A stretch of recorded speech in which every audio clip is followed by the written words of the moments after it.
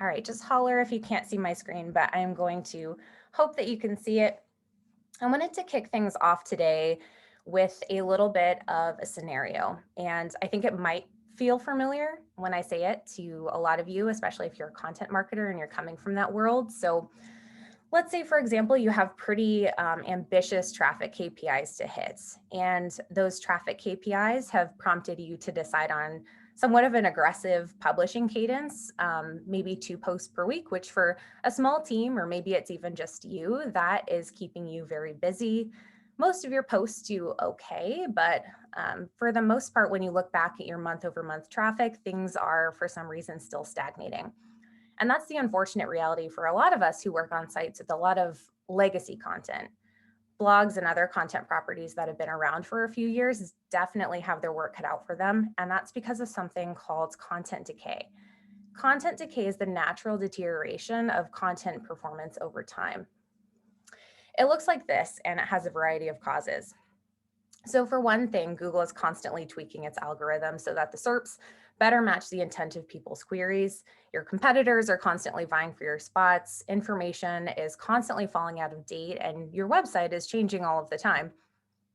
In my opinion, content decay poses one of the biggest risks to brands that rely on content to generate inbound leads and revenue for their business. And I wanted to hop back to this screenshot for a second just to illustrate how big of a problem this can be. So this is a screenshot from one of the posts on one of the blogs that I manage. And at its peak, it was bringing us about 4,000 sessions every month. And at its lowest point, which you can see here, its most dramatic cliff, it was bringing in under 600 sessions per week. We know that when it comes to traffic, everything's kind of relative. Like for some topics and queries, 600 sessions per week is like nothing to scoff at. But for this post, we knew it could and should be doing a lot more. However, if you see this kind of thing in your analytics data, or maybe something that's even a little bit more gradual of a decay, never fear, there's something we can do about it. And that something is content refreshes. And content refreshes involve updating your existing content to reclaim lost organic search traffic. But even though content refreshes are like this great antidote to a huge business problem, the content marketers I surveyed, most of them said that only 0 to 25% of their publishing schedules were dedicated to refreshes. So let's fix that. I am going to walk you through my exact process that I use for content refreshes.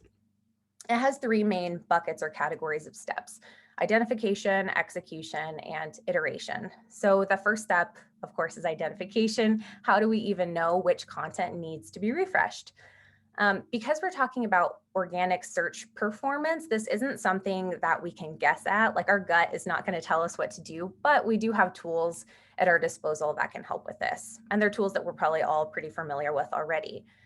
One of the tools I like to default to, or the reports I like to default to in Google Analytics, is the landing page report. So to get there, go to behavior, site content, landing pages, make sure that you're segmenting by your organic traffic. So we only want to view that for the purposes of this exercise. And the third step is to set your date range. There's no hard rule on the date range. This is something that I just like to say, just zoom out enough so that you can see a trend. Here you can see I have 6 months over 6 months. You can do 12 over 12, whatever feels right in the situation that you're in. But when you do that, you're looking for posts like this, posts that have lost a pretty substantial amount of traffic over that time period. And when you click into these posts and you isolate the trend line for that specific URL, you'll likely see that there's been decay over time. And that's a good potential opportunity for a refresh. But I wanted to caveat here quickly because I think it's important to shout out this word of warning that session loss does not necessarily equate with ranking loss. There are actually a lot of reasons that you might be losing organic sessions aside from, oh, my rankings were slipping. It might not always be the case that you're ranking worse. Maybe you're ranking the same and your sessions are still going down because of things like maybe the topic doesn't have the search demand that it used to. Maybe just demand has gone down. Or maybe seasonality is an issue. You don't want to fix what isn't broken. So that's why I like to pair this kind of Google Analytics process with the next process I'm going to show you in Google Search Console. So in Google Search Console, my first step that I like to do is just to isolate the data for the property that I care about. So if I'm doing content analysis on my blog, I'm going to filter to only view data for my blog. And then the second step, much like Google Analytics, you're going to set your date range. Again, just remember to zoom out enough to see a good trend. And then three, for me personally, there's a lot of stuff that you can do in the Google Search Console UI itself. But I personally like to export my data into Google Sheets, or you can export it into Excel. It just gives you a little bit more control over things like sorting and filtering. You can add some additional formulas. So I personally like to export. So we're going to go ahead and export. And then once you're in your Google Sheet and you have your Google Search Console data there, I'm only going to leave the position data because this exercise, that's all I'm going to look at. Impressions, clicks, and CTR, all important things that we can use for other exercises. For this exercise, I'm going to remove them and only leave my position data. So I'm going to have my queries, last 6 months position, or however many months you've chosen, the previous position, and then I'm going to add this column using this formula to show position difference. And then that allows you to kind of sort and see which queries you've lost the most impressions for over time. And that's really going to help you pinpoint which content pieces are in most need of improvement because you've lost the most positions for them over time. And so those two strategies, they could potentially net you a lot of different content refresh opportunities. And we obviously have a limited amount of time and resources, unfortunately, so we have to prioritize. Now, there are three kind of main ways that I like to prioritize. The first way I tend to default to when it comes to prioritization is conversions. Every company I've ever been a part of keeps track of conversions slightly differently, but one kind of common way and a simply like a fairly low lift way to keep track of your conversions is in Google Analytics by setting up your goal conversions. So if you don't have this done already, I would definitely recommend it. It allows you to see things like your conversion rate and total goal completions alongside of your like session data in reports you look at all the time, like the landing page report that we were just in. Now, the reason I want to prioritize high converting posts for refreshes, if I can, if they exist, is because when I improve the ranking and traffic to those pages, I'm going to get more conversions out of that refresh than I would have with a post that has a lower conversion rate. So I tend to default to high converting posts. Another way that you can prioritize is by trending topics. So let's say, for example, you're in your Google Search Console account and you see a query that its impressions have spiked, even though you're ranking pretty much the same for it, could indicate that the topic is trending on the up, and you might want to piggyback off of that. You can also prioritize by just your business priorities. This isn't something that necessarily you'll need to look at data for, but this is something that just by being close to your business and kind of knowing what your business cares about at any given time can really help guide you on your content refreshes and pick the ones that you know are of particular importance to your business. Okay, so once we have our refresh opportunities and they're all prioritized, the next kind of step is execution. How do we actually go about refreshing content? What does that process look like? And there are three main questions I think it's important to ask at this stage, and that's what's table stakes, what's going to give us a competitive advantage, and what's going to maximize conversions. So first of all, let's look at table stakes.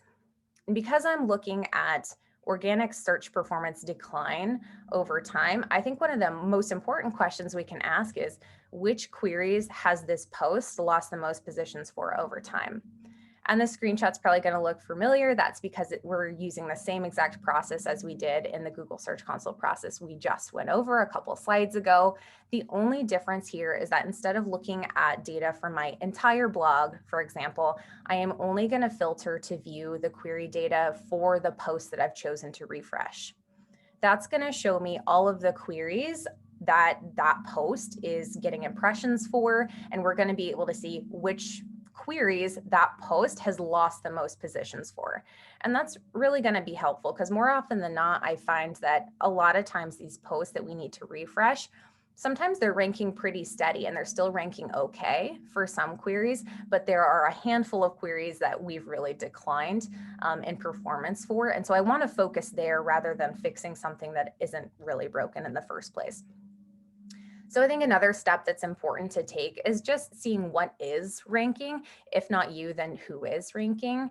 This step is really just important for me for knowing, okay, what's the baseline? What does Google consider the standard for this query so that we know how to beat it? Another important step I think I default to taking in the refresh process is seeing if there's any consolidation opportunities. So let's say, for example, you go to Google Search Console, you filter by the query, one of the main queries that you're targeting on your page. I'm doing this so that I can see, are there any posts or pages on my site that are competing for this same query? And this is especially true for, or especially a risk for sites with multiple content properties. So like if you have a blog and an encyclopedia and you have like a learning center, the more content properties you have, I've noticed, the more potential there is for some of this overlap. And it's not always the case that cannibalization is an issue when it's hurting you. Sometimes it's not hurting you, but sometimes it is the case that maybe these pages would be stronger together than they are apart. So I like to use content refreshes as an opportunity to evaluate this. Before we go and rewrite this page, could it be consolidated with another page or another few pages? So in addition to query targeting, another thing I think is table stakes is internal linking. And I think a lot of people assume that just because a post has been on your site for a long time, it already has all of the internal links it'll ever need. And more often than not, I find that there's actually a lot of opportunity here. And one of my favorite ways to find that opportunity is using a Google search operator like this. So when you do that, you are going to notice usually at least a handful of posts will come up, and you'll be able to notice at least a few posts that have the ability to or the opportunity to link to the post that you're refreshing. And I really like this step because internal linking is such an important part of getting your pages to rank that I don't want to miss this ever when I'm doing a content refresh. I think sometimes content refreshes mentally we're just like, okay, content, but internal links are such an important part of that on-page experience that I think it's table stakes. And it's probably also the case that your post that you're refreshing will have some existing internal links to it. And I like to take content refreshes as an opportunity to audit those internal links, which you can do a variety of ways. But one of the main methods I think is just like getting a crawler, something like Screaming Frog, to audit those internal links. I just like to make sure that like some of the basics are in place. Like they're not good; those links aren't going through redirects. The anchor text is descriptive and not something generic or confusing like click here. Sear has a great guide on doing this type of internal link analysis with the tool like Screaming Frog, as well as a lot of other things. So I would definitely recommend checking that out. The next question we want to ask is what's going to give us a competitive advantage, right? We don't want to stop at just the table stakes. What's going to really help us stand out so that we can rank? One of my favorite ways to help content refreshes really stand out is by including original research. And this is another one of those things that I think people have this assumption that, oh, I have to use a research firm like Forrester or something else that's expensive to do original research. And that's not necessarily the case. I mean, you can use Forrester. I've been at companies that like to use Forrester, but it's definitely not like the standard that you have to hit for original research. A lot of companies also sit on a lot of data that could be interesting if you formatted it in like a public facing way.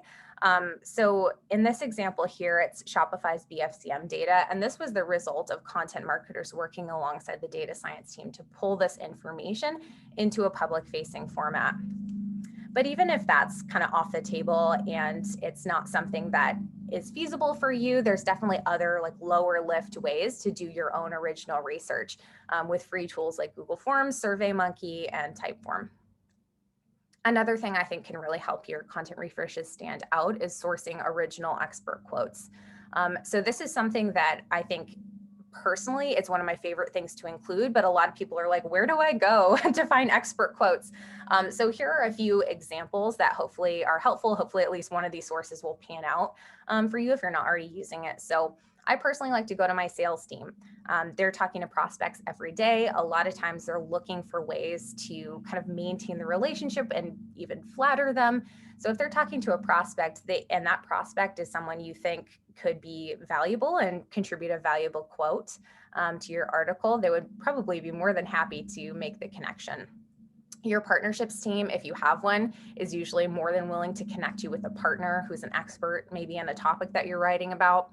Your success team is constantly talking to your customers, and usually they love nothing more than getting promotion for their customers. So I'm sure that they would love to make that connection with you. If you think one of those customers could provide a quote, you could use your own Twitter and LinkedIn networks to solicit quotes. That has been really effective for me in the past, and I know for others, just posting something like, hey, I'm looking for information on X topic, like, who has thoughts on this? Like, I'll include the best answer in my article. And if your company has a podcast, I definitely recommend like going through those transcripts and making a regular habit of that, because usually there are a lot of good pull quotes. And if you use those, it's also like has the added benefit of promoting your podcast. So I want to switch gears a little bit and talk about thinking about how your refreshes will actually appear on the SERP. So let's assume, and I think it's fairly safe to assume, that once we refresh a post, like the goal is for it to be ranking on page 1. Let's assume that it's going to rank on page 1. Let's think about how it's going to show up there on page 1. In this example here, you're seeing FAQ schema. If you're not familiar, FAQ schema can qualify you to show this like question and answer accordion format along with the rest of your search result. And that is going to have the consequence of like you're taking up more real estate on the SERP, you're more interesting. Typically what we see is that we get way more clicks with this than we would have without it. So I think this is definitely something to consider if you're doing a refresh and say, for example, it's a top of funnel informational post. Usually those are really easy to find questions and answers to include in them, because usually big topics have a lot of long tail kind of more subtopics within them that are really easy to include in question and answer format. So if you can, I definitely recommend it. And then the same idea here, it's a different type of schema. This is how-to schema, but we're doing the same thing. This is taking up more real estate on the SERP, and as a consequence, we're getting more clicks from it than we would have with just a standard listing. And another thing that my team had started doing a few months back is doing these jump to links. And so we originally did these for user experience. So for example, we have this table of contents, we have all of the main headings on our page, and we're using those to link people down the page to the different sections within the page. This we did really just because a lot of our articles were, if they were really long and someone comes to it and they want to read like maybe 1 or 2 sections, we wanted to make that easy for them. So we did that, great for UX, but it also had this kind of unexpected benefit of showing those jump to links as sort of site links in our search results. So I thought that was pretty cool, maybe something to try. Just in general, I think like just paying attention to how your page will show up in the SERPs is a really important part of refreshes too. Like not just focusing on the content of the page, but how is this going to show up to people? Because we want to not just rank, but get clicks and traffic as well. If you're interested in exploring this more and you're not really sure where to start, I definitely recommend going to Google Search Gallery. They have a list of a bunch of the different types of structured data that can qualify you for these kind of rich results, and you can get the code there. And then to test the code, make sure it's not broken, you can use Google's rich results test. And the next question we want to ask is what's going to maximize conversions? So not just how are we going to rank, how are we going to get traffic, but making sure that that traffic that we're probably going to get, that increase in traffic we're probably going to get, is being funneled to smart places that are actually having an impact on the business. So one of my go-to ways for doing this is just making sure my call to actions are all buttoned up and good to go. So my first tip here is just making sure that there's a call to action. Obviously use your best judgment. There may be some posts where you're like, I cannot fit a call to action in here naturally, and that is totally fine. Use your best judgment. But more often than not, I find that there is room for at least some form of call to action. So I always like to try and see if there's room for including that. The second tip here is just making sure that you spend a little extra time on your call to actions. Definitely don't sleep on this. Take that extra time. It's really important to make sure that your traffic, as far as it depends on you, is being funneled down your funnel so that people are actually moving in the direction you want them to go with your content. So make sure that messaging is clear, it's compelling, it makes people want to click. I like to personally to try multiple placements. So I think I was in the habit of seeing a lot of posts where the CTA was only at the bottom of the page. And that's fine. I think that's usually pretty natural, but a lot of times I find that people don't always scroll to the very end of the page. Maybe they don't read the whole thing. Maybe they just come to read a specific section or paragraph within your page, and that's fine too. So I like to try to include a CTA if it's natural, a little bit higher up on the page as well, just to like cover all of my bases. Another tip is being mindful of funnel stage. So I think for me personally, it seems a little bit jarring to like be reading a top of funnel blog post and then all of a sudden you're hit with like this schedule a demo, and it just seems kind of jarring and salesy and not natural, at least a lot of the time. So I personally like to try to be mindful of funnel stage and use things like top of funnel post to funnel people to like either a top of funnel gated piece or maybe like a mid funnel piece, like a comparison page, and then use my mid funnel assets to link those to more bottom funnel offers to make things a little bit more natural and a little less abrupt. And then my last tip is going to sound like really common sense, but I felt like including it anyway, just because I thought it was an interesting tidbit. But usually when our most click CTAs, I'll say, are the ones where the offer is super hyper relevant to the topic of the page. And I've included an example here where we have the 6 omni-channel trends to look for in 2021. And the CTA is download the future of retail in 2021 report. And this is one of our most click CTAs. We are guessing because of how well it matches the topic of the page. Okay, so we're on to the third and final step of this refresh process, and that's iteration. And really, this is just here to underscore the reality that the refresh process is never done. So typically when we publish a refresh, we see gains really quickly. Honestly, a lot of times, more often than not, we're seeing that post is ranking really well, sometimes even the next day. And this is a real example here of a post we recently refreshed, and we saw a pretty quick, like 207% jump in sessions that were sustained, and that even grew a little bit more after we published it. And we always get really excited about this. We see this kind of spike in traffic and we're like, great, can't wait to see my total month over month traffic. Like, I want to see how this impacted our total metrics. And then we go see our total metrics and things are looking like this, like they're either stagnating or maybe doing a little bit worse. And we're left wondering, like, what happened? And at this point, I need to remind myself, and we remind my team, that SEO is a lot like owning a car. Even when your car's paid off, you're still going to need to spend time and money on regular maintenance. And it's this conundrum, right, of your old content is in this constant state of decay and constantly kind of detracting from your traffic totals. And your new content and your refresh content trying to add to your totals. And those things are in constant battle with each other, trying to cancel each other out, which is why it is so critical to prioritize content refreshes on those sites that do have a lot of that legacy content, because they're constantly trying to cancel each other out. So if you come away with nothing else, I'm going to boil it down to my 3 main points. Remember these 3 main points. One is to make it a practice of identifying posts where your position and your traffic have been declining over time. Step 2, make sure that when you're executing these refreshes, you get the table stakes right, but you also build a moat by going above and beyond with things like expert quotes and FAQ schema. And the third and final step is to keep iterating. Remember that content requires constant maintenance if you want it to keep bringing in that free traffic. All right, that's all I have. Thank you. Thank you, Kameron. That was amazing. It also reminds me that I should do this more regularly on my personal site and the Omniscient site, because I feel like it's one of those things like flossing or drinking sufficient water, where it's like, we all know it's important, but I feel like it's hard to get built in as a habit. So one question I have is there like a recommended cadence at which you recommend doing a content audit or prioritizing new content for refreshes? How often do you look back and do this audit? Yeah, it's a good question. I think this is gonna, I hate the it depends answer, but I'll elaborate on that. I think it really depends on how much legacy content you have on your site. So for us personally, on the blogs that I manage, we have quite a bit of legacy content. And we have found that, you know, our current cadence, or the cadence that we were publishing refreshes at, it was not enough to outpace decay. Like, our new content and refreshes was still not enough to outpace the decay. So things were just leveling out and not growing. And so that kind of told us like, okay, I think we need to do more refreshes. I think we need to like up our ante a little bit.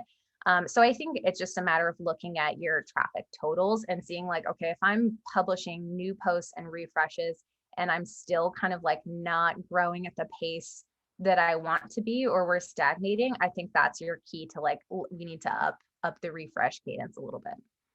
That makes sense. Yeah. And I guess a related question, and I know this is difficult to pinpoint like a specific answer here, but is there a stage of a company or a blog or a site where you should start looking into doing content updates? Like, is there a stage at which it's too early and you should just focus on new content only?